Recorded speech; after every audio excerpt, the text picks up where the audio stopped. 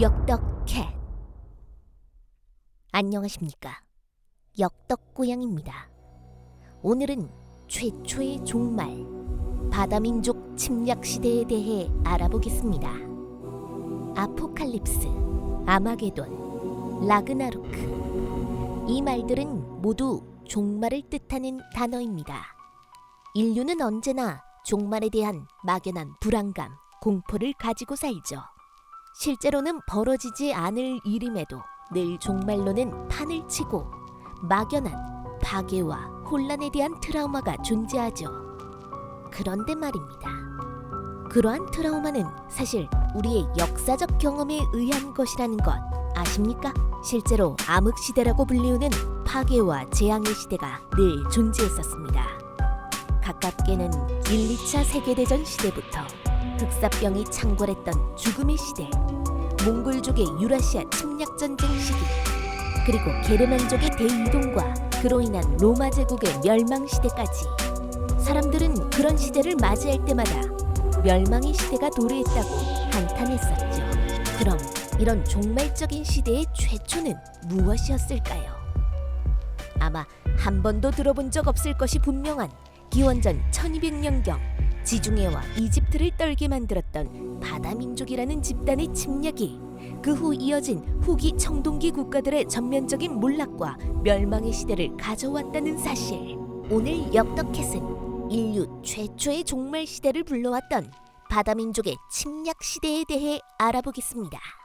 기원전 1210년경 이집트 람세스 2세의 후계자 메르넵타의 비석에는 이집트 서쪽 리비아 왕국의 사주를 받은 아홉활이라는 해양 세력이 쳐들어와 6,000명의 병사를 죽이고 이를 격퇴했다는 기록이 남아 있습니다. 또한 지금의 시리아 서안 지역에서 번성한 도시국가 우가리트 유적에서는 히타이트로 급박하게 원군을 요청하는 내용의 서신이 발견되었고, 이는 메르넵타의 아홉활 격퇴 20년 후인 1190년경 문서로 확인되었습니다.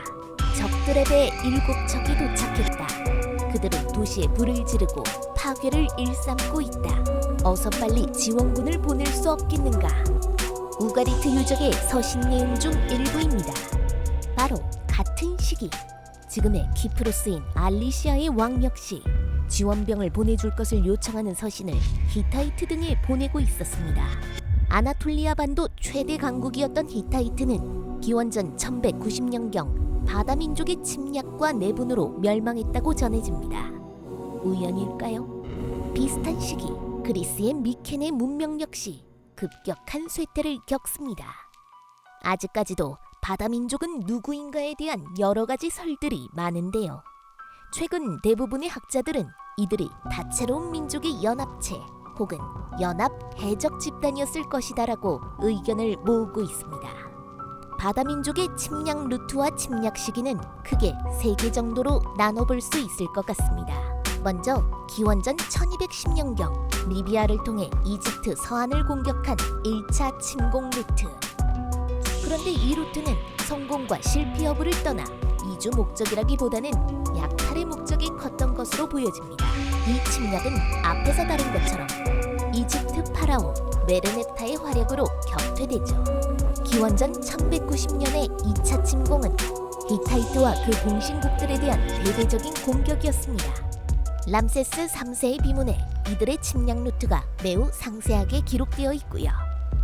그들은 히타이트 서부의 아르자와를 시작으로 히타이트, 알라시아, 우가리트, 카르케미시, 카드시, 그리고 아무르를 차례로 공격하여 멸망시켰다고 합니다. 특히 아무르 지역은 그곳에 과거 나라가 있었다고는 믿기 어려울 정도로 파괴되었다고 기록되어 있습니다. 이 지역들은 당시 모두 히타이트 제국에 소속된 봉신국가 혹은 총독이 다스리는 지방 도시들이었습니다. 이 공격으로 당시 여러 봉신국가들의 연합체 형태로 유지되던 히타이트 제국은 사실상 완전히 멸망했고, 그 공백 지역으로 후기 청동기와 초기 철기 시대를 이끌 새로운 민족들이 등장하게 됩니다. 또한 2차 침공을 묘사한 기록들에 보면 바다민족은 우마차에 여자와 아이들을 태워서 이동하고 있었다고 합니다. 즉 명백하게 이주 목적의 침략이 본격화된 것이죠. 그로부터 13년 후인 기원전 1177년 3차 침공은 이집트에 대한 대대적 침공이었습니다. 그들은 이집트 나일강 하류를 직접 공격했다가 람세스 3세에 의해 격퇴되는 것으로 묘사됩니다. 람세스 3세의 기록을 따라가 보면 바다민족의 침공은 람세스 3세 재위 동안 총 3번에 걸쳐 있었던 것으로 보입니다. 그 침공에 대한 격퇴는 거의 같은 양상으로 이루어집니다. 바다민족은 항상 나일강 하구, 즉 바다 쪽과 육지 쪽으로 양면 공격을 시도했던 것으로 보입니다. 람세스 3세는 항상 먼저 바다 쪽으로 공격해오는 적군을 급습 혹은 매복을 통해 격퇴시키고 고립되어 버린 육지의 군대를 섬멸하는 방법으로 세 차례의 침공을 모두 격퇴한 것으로 묘사되죠. 이렇게 세 차례에 걸친 바다민족의 침공 혹은 대이동은 막을 내리게 됩니다. 그런데 말입니다. 이제 우리는 그 시기에 진짜 무슨 일이 있었는지 알아야 합니다. 최근 많은 고고학적 연구들에서 바다민족이 종말의 시기를 일으킨 원인이 아니라 종말 시기의 피해자 혹은 결과였다는 점이 속속 밝혀지고 있습니다. 먼저 그들은 정확히 누구인가? 이 침공을 자세히 묘사한 람세스 3세의 비문에 따르면 그들은 여러 지역 출신으로 이루어진 집단이었다고 합니다. 즉 샤르다나, 세켈르시, 에크위시, 루카, 테르시, 에세시, 제케르, 다누나, 펠레셋 등 다양한 지역에 사는 민족들의 연합체인 9활 세력으로 묘사됩니다. 이들 지역에 대해서는 학계에 논란의 여지가 없습니다. 즉 샤르다냐는 지금의 사르데냐 섬, 세켈르시는 시칠리아 섬, 에크웨시는 그리스 미케네, 루카는 서부 아나톨리아, 테르시는 이탈리아 에르투리아 지역, 에쇠시는 리비아, 제케르는 이스라엘, 다누나는 아나톨리아 반도 동남부 해안 지역, 펠레셋은 팔레스타인을 의미합니다. 이렇게 보니 어떤 느낌이 드십니까? 이 사람들의 출신지를 지도에 대고 거리를 재보면 도합 1만 킬로미터 이상이 됩니다. 당시는 후기 청동기 시대죠. 1만 킬로는 지금도 먼 거리지만 그때로 치면 거의 세계 일주를 하는 느낌의 거리였을 겁니다. 그런데 그렇게 멀리 퍼져 있는 다채로운 민족들이 왜 함께 살게 되었을까요? 이 이야기를 시작하려면 우선 기원전 1200년에서 기원전 900년까지의 기후변화에 대해 설명하지 않을 수 없습니다. 이 시기는 바로 소빙기, 즉 평년보다 지구의 기온이 낮아지는 시기였습니다. 기온이 낮아지면 바다의 면적이 줄고 그래서 특이할 정도로 건조한 기후가 확산된다는 것이죠. 건조해진다는 것은 농사가 잘 되지 않는다는 것을 의미합니다. 즉 식량이 부족했다는 것을 의미하죠. 넓은 경작지를 보유하고 있던 이집트와 메소포타미아 중심 국가들의 경우에는 어떻게든 이 현상을 극복할 수 있었겠죠. 그런데 불행히도 경작지가 적었던 산지의 주민들과 섬지역 주민들의 경우 이러한 변화에 대응할 방법이 없었을 겁니다. 그럼 그런 지역들이 어디였을까요? 우선 산지가 많고 물이 부족했던 지역으로 유명한 두 곳은 바로 그리스 미케네와 히타이트죠. 농업 생산력의 하락은 두 거대 강대국의 힘을 약화시켰을 것입니다.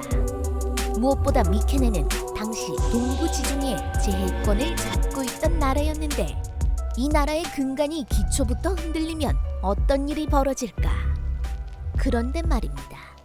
잠깐 주제를 돌려서 섬에 사는 주민들에 대한 이야기를 먼저 해보죠. 섬 주민들이 농사를 지을 수 없을 때 살아남기 위해 선택할 수 있는 방법은 무엇이 있을까요? 바로 어업과 교역 그리고 해적질입니다. 해상의 안전이 보장된다면 그들은 어업과 교역에 집중할 수 있습니다. 그런데 해상의 안전이 보장되지 않는다면 이제 남는 것은 해적질뿐이죠. 지중해 해상의 패권을 장악하고 있던 미케네의 몰락은 일반적인 섬주민 사람들에게는 해상의 안정이 더 이상 확보되지 않는다는 것을 의미했습니다. 가장 절박한 섬주민들이 먼저 행동에 나섰을 겁니다. 기원전 1200년대 그렇게 먼저 행동에 나선 것은 사르디냐와 시칠리아 섬 사람들이었던 것으로 보입니다. 그들은 이탈리아, 그리스, 크레타, 이오니아, 아나톨리아 남부, 레반트 해안 지역, 이집트, 그리고 리비아까지 지중해 동부의 모든 약한 지역들을 급습해서 약탈하고 파괴하면서 점점 세력을 불려나갔을 겁니다. 정복당한 지역의 주민들은 노예로 혹은 전사로 붙잡혀서 이역만리 해적들의 본거지로 옮겨졌겠죠. 도망갈 곳이 없었을 것이고 따라서 이렇게 합류한 인원들은 시간이 지나면서 자연스레 후손을 낳고 해적 집단의 규모를 불려나갔겠죠. 아마 그 중에는 자발적으로 이 집단에 합류하는 사람들도 많았을 것입니다. 다시 말하지만 농사짓기 힘들던 시절입니다. 특히 가난하고 소외된 사람들이 더 적극적으로 이 집단에 합류했겠죠. 더 많은 침략은 결국 더 많은 해적 전사들의 확보를 의미했을 것입니다. 결국 어느 순간 이 집단은 미케네, 히타이트 같은 강대국들을 멸망시키고 이집트를 멸망 위기까지 몰고 갈 만큼 강력한 세력으로 부상하게 되었을 것입니다. 문제는 결국 이들도 피해자라는 것이죠. 당시 세계는 처음으로 전 세계적인 글로벌 유통체계를 마련해가는 중이었습니다. 이집트 신왕국 파라오들의 황금 마스크에는 아프가니스탄 원산의 청금석, 인도의 루비, 아르메니아의 흑요석, 이집트산 유리로 세공되어 있죠. 이 모든 왕국들은 이집트로부터 최소 수천 킬로미터 이상 떨어진 곳에 위치해 있었습니다. 그뿐인가요? 청동, 우리가 교과서에서 자주 언급하는 이 금속은 그 시대를 표현할 만큼 중요한 금속이었지만 사실 구리와 주석의 혼합물이죠. 구리는 다소 쉽게 어느 곳에서나 얻을 수 있었지만 주석은 달랐습니다. 특정 원산지에서만 주석을 확보할 수 있었죠. 당시에는 대표적으로 중앙아시아나 혹은 지금의 영국, 스페인 지역에서 산출되었습니다. 그런데 말입니다. 그 먼 곳의 주석들이 당시 문명의 중심 지역인 메소포타미아, 이집트로 공급되려면 얼마나 멀고 복잡한 교역로를 지나야만 했을까요? 그렇기 때문에 당시의 강력한 제국들은 대체 금속인 철을 개발하기 위해 역량을 집중하거나 혹은 교역로를 확보하기 위해 혈안이 되었죠.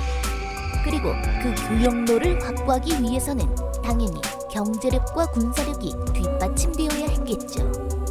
그런데 농업 생산량의 하락과 그에 따른 경제의 붕괴는 이러한 교역로를 파탄나게 만들었을 것입니다. 가장 먼저 자급자족이 불가능한 산지와 섬지역 국가들이 먼저 무너졌죠. 앞서 말한 대로 히타이트와 미케네처럼 말이죠. 강대국들의 멸망은 당연히 여러 중소 세력들의 각축장을 만들었을 것입니다. 이제 바다민족의 침입 이후 고대 세계의 전체적인 상황을 살펴보죠. 우선 그리스는 미케네 문명이 지속 쇠퇴하다가 기원전 900년대 멸망한 이후 기원전 480년까지 거의 400년 넘는 시절 동안 고졸기라고 하여 기나긴 암흑시대가 시작됩니다. 이집트는 바다민족의 침입 후 100년도 되지 않은 기원전 1000년경 신왕국의 마지막 왕조인 이시왕조가 멸망하고 이후 이류 국가로 추락하죠. 레반트 지역에서는 페니키아라고 불리는 상업에 특화된 민족이 미케네 제해권의 공백을 틈타 강력한 해양 상업 세력으로 성장하기 시작합니다. 이들이 그리스와 유럽에 알파벳을 전파했지요. 레반트 내륙 지역 혹은 가나안 지역에서는 유대 민족이 다윗, 솔로몬 왕의 영도하에 전성기를 구가하기 시작했습니다. 히타이트가 다스리던 지금의 튀르키예, 즉 아나톨리아 반도는 서쪽에서 세력을 확장하기 시작한 미다스 왕의 나라 프리기아가 차지하게 됩니다. 북부 레반트 지역, 즉 시리아 지역에서는 히타이트의 잔존 세력들이 연합 왕국을 이루어 신히타이트라는 세력을 이루었던 것으로 보입니다. 성경에서 헷 사람들이라고 불리는 민족은 이 신히타이트 사람들인 것으로 밝혀졌죠. 동쪽으로 시선을 돌려 메소포타미아 북쪽에서는 미타니 제국이 쇠퇴하고 오랜 세월 미타니의 봉신 국가이자 이류 국가로 전락해 있던 전통적인 열광 중 하나, 아시리아가 점차 두각을 나타내기 시작하죠. 남부 메소포타미아에서는 전통적인 수메르인, 아카드인 이외에 처음으로 칼데아인이라는 북부 시리아 출신 민족이 정착하기 시작합니다. 이들은 바다 민족이 직접적인 피해를 입었던 아무르족 등 북부 시리아 및 남부 아나톨리아 출신들이죠. 그런데 말입니다. 이 칼데아인들은 일단 당시 문명의 중심이었던 남부 메소포타미아, 특히 바빌론에 도착한 후 그 문화에 완전히 빠져들어서 본인들을 바빌론 사람들이라고 지칭하게 되지요. 나중에 이들 칼데아인 혹은 신바빌론 사람들은 아시리아를 상대로 독립전쟁을 펼쳐 그 유명한 신바빌로니아 제국을 건설하기에 이릅니다. 한편 메소포타미아에서 동쪽에 있는 이란 고원에는 중앙아시아 출신의 메디아 왕국과 페르시아 민족이 정착을 시작합니다. 이들은 스스로를 아리아인이라고 지칭하며 급속히 빠른 속도로 이란 고원을 차지해 나가게 되죠. 바다 민족의 침입을 기점으로 청동기의 사용은 점진적으로 줄어가고 철기 사용이 빠르게 확산되기 시작합니다. 그리고 기원전 900년경 아시리아가 이 지역 전체의 패권을 확실하게 확보하는 시점쯤 되면 청동기 시대는 끝나고 본격적인 철기 시대가 시작되게 되는 거죠. 이것이 바로 바다 민족과 관련된 진실입니다. 기원전 1200년에서 기원전 900년까지 무려 300년간 이어진 이 혼란의 시대는 확실히 그 시절을 살다 간 모든 이들에게 세기말적인 종말의 느낌을 주었을 것입니다. 그러나 한편으로는 절대 강자가 없는 시대에서 페니키아나 유대 왕국처럼 독자적인 전성기를 부과하는 지역 강자들도 생겨났었고, 또한 철기 시대를 맞이하여 밝은 미래를 꿈꾸는 세력들도 분명 있었을 겁니다. 결국 오늘의 결론은 이렇습니다. 종말의 시대는 사실 큰 변화의 시대입니다. 변화가 너무 크면 우리가 감당할 수 없다는 무력감을 주죠. 그래서 그 무력감이 우리에게 종말의 느낌을 주는 것이라고 생각합니다. 그런데 사실 변화의 시대는 기회의 시대이기도 하죠. 우리가 살아가고 있는 2023년 오늘은 그 어느 때보다도 더 큰 변화의 시대입니다. 그래서 모두가 다 세기말적인 종말의 느낌을 받는 거겠죠. 그렇지만 말입니다. 사실 변화는 기회입니다. 긍정적으로 생각을 바꾸고 오늘도 열심히 살아보자고요. 지금까지 역사 덕후 고양이 역덕캣이었습니다. 좋아요, 구독, 알림 설정은